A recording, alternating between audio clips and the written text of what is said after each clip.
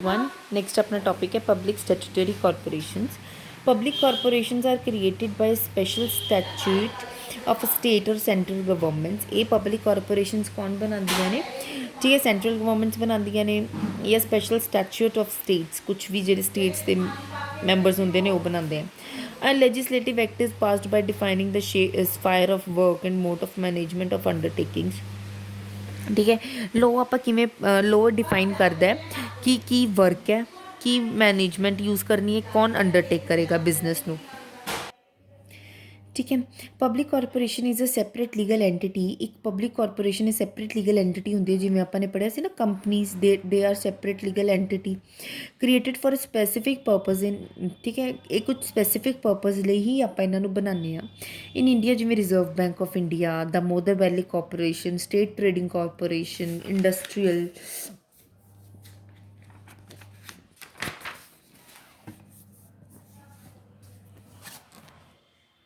Industrial Development Bank of India, Industrial Finance Corporations are some of the corporations created by special acts of parliament. ਇਹਨਾਂ ਨੂੰ main parliament ਹੀ government ਹੀ ਇਹਨਾਂ ਨੂੰ ਬਣਾਉਂਦੀ ਹੈ. A public corporation is clothed with the powers of the government. Public corporation ਇੱਕ ਕਲੋਥਡ ਹੁੰਦੀਆਂ ਨੇ ਢੱਕੀਆਂ ਹੋਈਆਂ ਹੁੰਦੀਆਂ ਨੇ ਕਿ ਗਵਰਨਮੈਂਟ ਦੇ ਪਾਵਰਸ ਨਾਲ but possessed of the flexibility and initiative of private enterprise. ਮਤਲਬ ਇਹਨਾਂ ਨੂੰ ਪਰ ਅਥੋਰਿਟੀ ਹੁੰਦੀ ਹੈ ਕਿ ਮਤਲਬ ਇਹ ਇਨੀਸ਼ੀਏਟ ਕਰ ਸਕਦੀਆਂ ਨੇ ਲਾਈਕ ਅ ਪ੍ਰਾਈਵੇਟ ਐਂਟਰਪ੍ਰਾਈਜ਼ਸ. ਠੀਕ ਹੈ public corporation is a corporate body. ਇਹ ਕਾਰਪੋਰੇਟ ਬੋਡੀ ਹੁੰਦੀ ਹੈ ਕੌਣ ਕ੍ਰੀਏਟ ਕਰਦਾ ਪਬਲਿਕ ਅਥੋਰਿਟੀ. ਇਹਨਾਂ ਨੂੰ ਡਿਫਾਈਨ ਕਰਦੇ ਨੇ ਕਿ ਤੁਹਾਡੀਆਂ ਕੀ ਪਾਵਰਸ ਹੈ ਕੀ ਤੁਹਾਡੇ ਫੰਕਸ਼ਨਸ ਹੈ ਕਿਵੇਂ ਤੁਸੀਂ ਫਾਈਨੈਂਸ਼ੀਅਲੀ ਇੰਡੀਪੈਂਡੈਂਟ ਹੋ. It is administered by a board appointed by public authority to which it is answerable.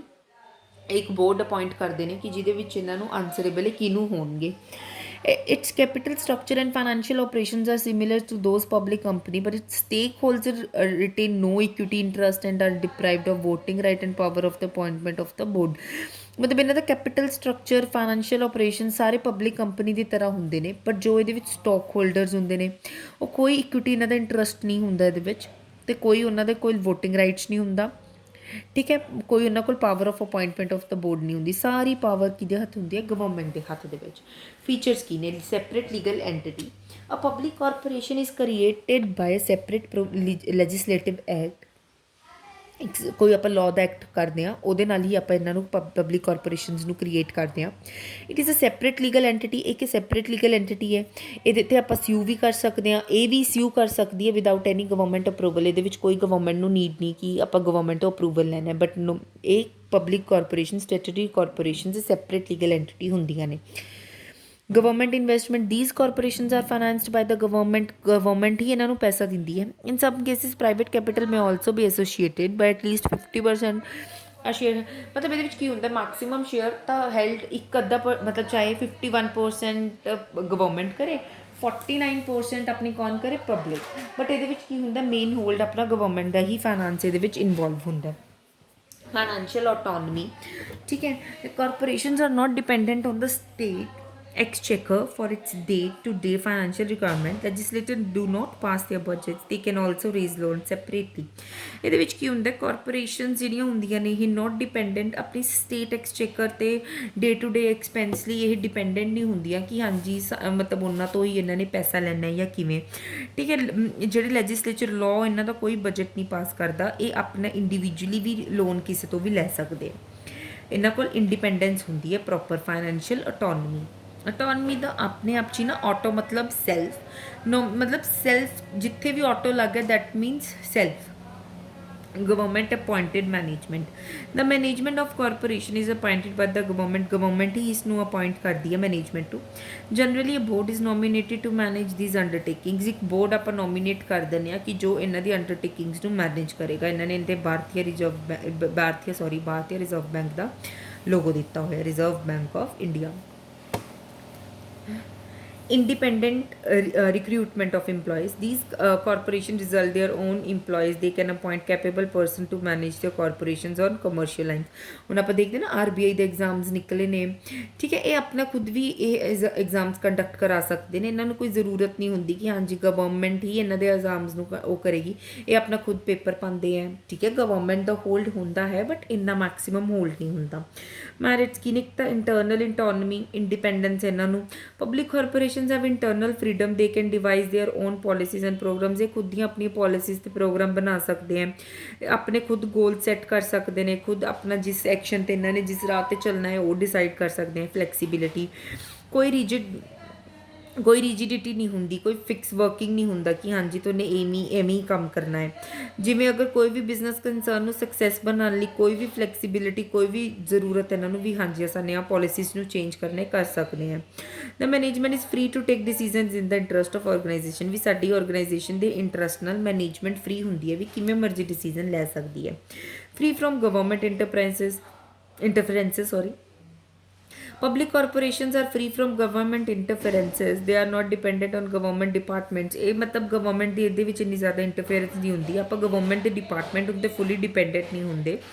Various policies are decided dependently. Management is ਮਤਲਬ ਵੇਰੀਅਸ ਪੋਲਿਸੀਜ਼ ਆਪਾਂ ਖੁਦ ਵੀ ਡਿਸਾਈਡ ਕਰਦੇ ਹਾਂ, ਅਤੇ ਮੈਨੇਜਮੈਂਟ ਨੂੰ ਫ੍ਰੀ ਹੁੰਦਾ ਕਿ ਇਹ ਅੰਡਰਟੇਕਿੰਗਸ ਨੂੰ ਕਿਵੇਂ ਕੰਮ ਕਰ ਰਹੀ ਹੈ ਉਹ।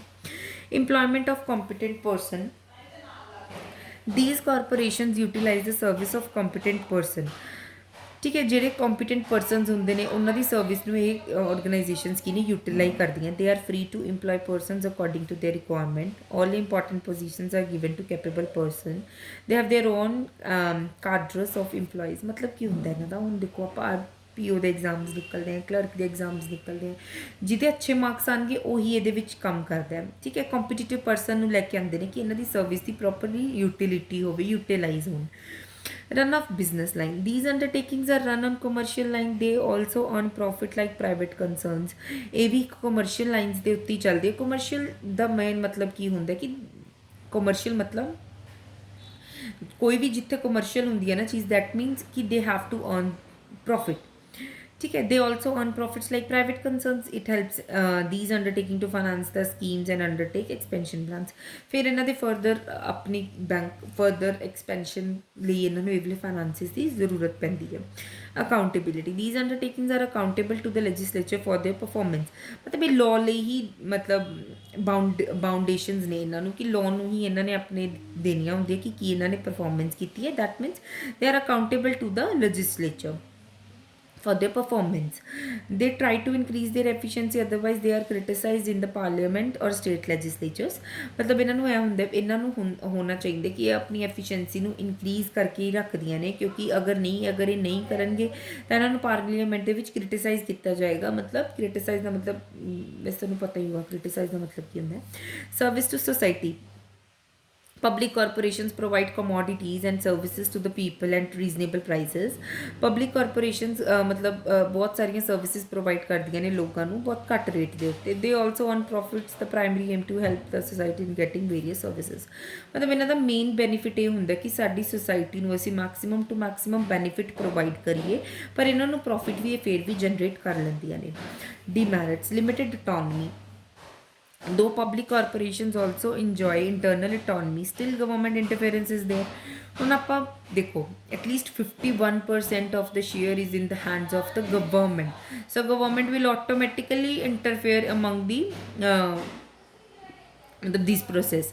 तो आप पूरा नहीं कह सकते कि दे आर मतलब fully internally autonomy in their hands, but no there is a limited autonomy, क्योंकि पब्लिक कॉरपोरेशंस ने क्योंकि गवर्नमेंट इंटरफेरेंस होएगी।